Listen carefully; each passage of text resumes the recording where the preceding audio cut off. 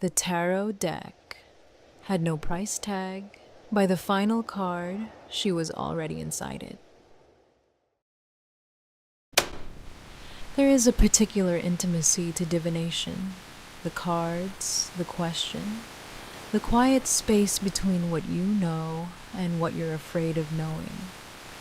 Most people approach a reading with a combination of hope and performance, half believing, half watching themselves half believe, maintaining the comfortable distance of irony. The deck I want to tell you about tonight does not permit that distance. It doesn't need your belief. It doesn't need your sincerity. It needs only your hands. One card at a time, one question at a time. And it is, in every other respect, exactly as patient as the thing that inhabits it. Lena found it on a Tuesday afternoon in a charity shop on the Gloucester Road. No price tag, no box. The cards fanned out on a folding table between a ceramic rooster and a manual typewriter, as though they had simply been placed there to wait. She had been doing tarot readings for 15 years. She knew a good deck when she saw one. She did not know what she was looking at. By the time she understood the deck's single rule, that refusing the next card made the card's prediction happen immediately, she was already several draws from the last one. The last card is blank until it isn't. Lena Cross was 41, a professional tarot reader with a modest practice in Bristol, a card table in a corner of a wellness shop on Wednesdays, and a reputation for readings that her clients described with the specific reverence people reserve for things they expected to dismiss and didn't. She had been working with tarot for 15 years and had, in that time, developed the precise, calibrated relationship with the cards that serious practitioners develop. Respect, familiarity, a clear-eyed understanding of what the cards could and could not tell you, and a genuine attentiveness to what they did tell you that was not magical thinking, so much as a very well-practiced form of attention. She found the deck on a Tuesday in November, on the folding table at the back of a charity shop between a ceramic rooster and a manual typewriter that still had a half-typed letter on a curled page, as though whoever had been using it had simply stood up and walked out. The deck was unwrapped, no box, no bag, no price tag. The cards were the size of standard tarot cards but slightly heavier, with a density that suggested either a very thick stock or a long history, or both.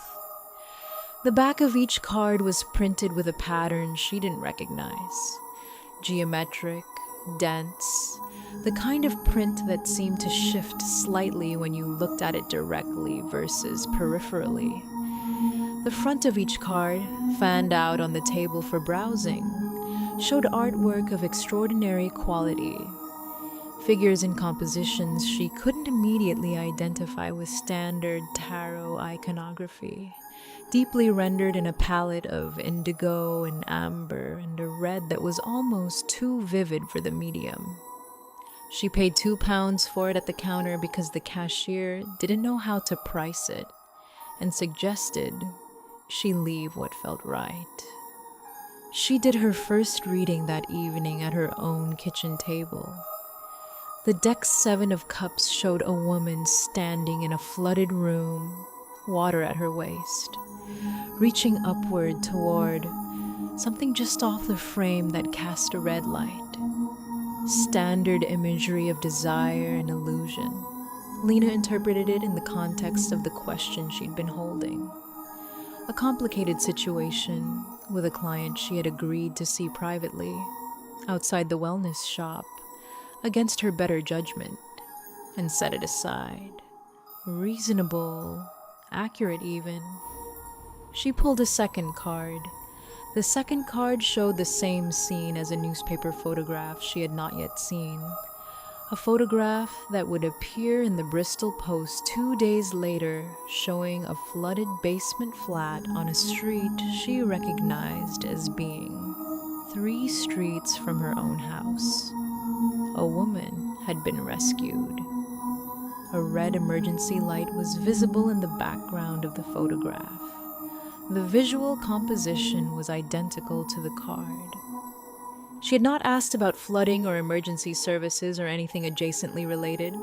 She had been asking about her difficult client. The card had answered a different question entirely, one about the immediate future, which the card had apparently decided was more relevant. She set the deck on her bedside table and did not pull a third card that evening. The next morning, she pulled one. Because she was awake at 5 a.m. and the deck was there, and she was, constitutionally, not a person who left things unfinished. The card showed a face she didn't recognize against a background she didn't recognize, in a composition that she spent 10 minutes trying to place in the standard structure of the major arcana. Then she set it down and went to make coffee. And an hour later, she looked up from her phone to find her cat on the counter, staring at a corner of the kitchen with a specific feline attention that means something is present that the human in the room cannot perceive, and understood with a directness that bypassed interpretation entirely, that the card had been showing her the corner. She put the deck in her bag and took it to her Wednesday shift at the wellness shop. She did 12 client readings that day, all of them using the deck. 11 were accurate with a precision she had never encountered in 15 years of professional reading. Not vaguely accurate, not accurate in the way cold reading and Barnum effects produce, but specifically, mechanically accurate in ways that produced, in 3 of her clients, tears that were not the therapeutic tears of insight, but the stunned tears of someone confronting a thing they did not want to know. The 12th reading, for a regular client named Donna, produced a card Lena did not fully understand, and that Donna went very quiet looking at, and which Lena set aside, placed face down, not in the deck, but beside it, because she needed a moment to consider it. At 4:47 p.m., Donna slipped on the wet pavement outside the shop and broke her wrist. The card had shown a figure falling. Lena had set it aside rather than pull the next card. The deck's logic was not complex. It was a single rule, clean and legible. If you pull the card, the prediction gives you the warning. If you don't pull the card, or if you pull it and refuse to look, the event happens immediately, without warning, without the mediating time that the reading process is designed to provide. Lena understood this rule by the end of Wednesday. She began reading compulsively, not from professional obligation, but from the particular compulsion of someone who has discovered a mechanism and cannot stop testing it, who needs to know if the rule holds, who finds, every time, that it holds, who finds that knowing it holds does not make it less urgent to test again. The deck had 78 cards in the standard arrangement, and 1 additional card at the end that she had not yet reached. By the end of the second week, she had read for 43 clients, used the deck 97 times in private readings, and developed a specific physical relationship with the cards that she recognized in her more analytical moments as a relationship of dependency. The cards were warm. They had always been warm from the first shuffle. A warmth that was not body heat because she checked this. removed them from her hands for an hour, returned to find them still warm. A warmth that she had begun to feel, not the cards themselves, but the thing behind them. She began to notice in the second week's readings that the figures in the cards were changing. Not the compositions. The compositions were always the same. But the figures' faces were becoming more specific, more individual. By the 17th reading of the second week, she recognized a client in the figure of the Seven of Cups. By the 23rd, she recognized herself, not as a metaphor, her face. In the Eight of Swords, the standard image of a bound figure in a field of vertical blades, unable to move, surrounded by the trappings of a captivity that is, in traditional interpretation, self-imposed. Her face, clearly rendered in the same extraordinary quality as the rest of the deck's artwork. She was wearing the cardigan she had put on that morning.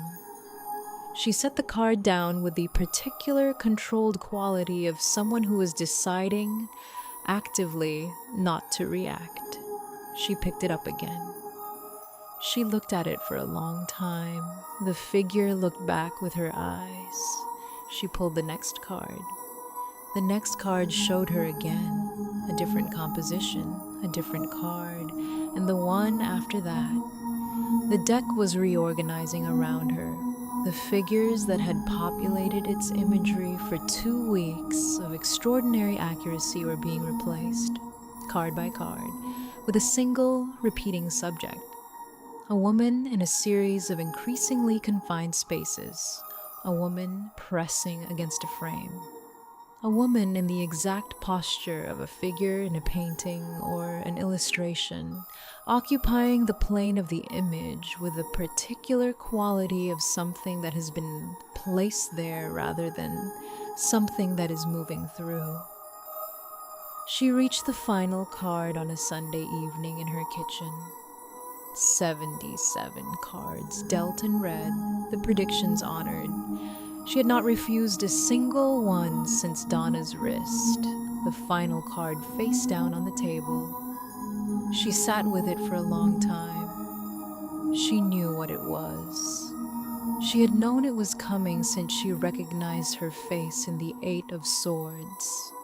Blank, her notes from the first inventory of the deck had said, "The last card is blank."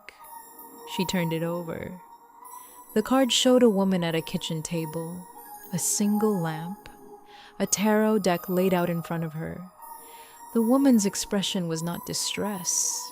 It was the expression of someone who has reached the end of a very long journey and has not decided yet how to feel about the destination. The woman was reaching towards something just outside the frame, not towards safety or rescue, toward the deck, toward the next card. There was no next card. The figure in the illustration raised its eyes from the cards and looked, with Lena's eyes, from inside the image directly up at Lena. The blank card was no longer blank. Lena Cross was found at her kitchen table on Monday morning by her neighbor, who had a spare key and had been asked to water the plants. Lena was seated. She was breathing. Her eyes were open. She was looking at the tarot deck on the table.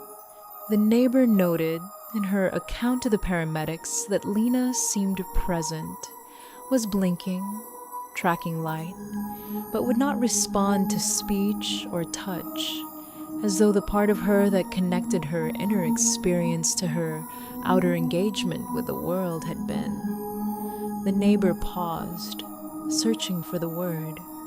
Removed. The deck on the table had been laid out in a full Celtic cross spread, all 10 positions filled, all cards face up. The last card in the spread was a blank card. The card was no longer blank. The card showed a woman at a kitchen table reaching toward the cards, looking up.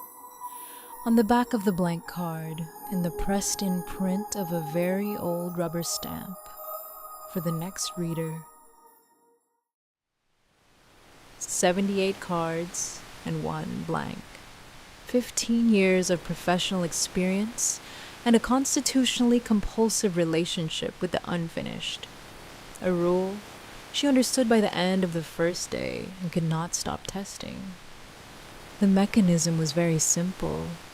The deck did not trap Lena with deception. It trapped her with accuracy. Every card it showed her was true. Every prediction it offered was real.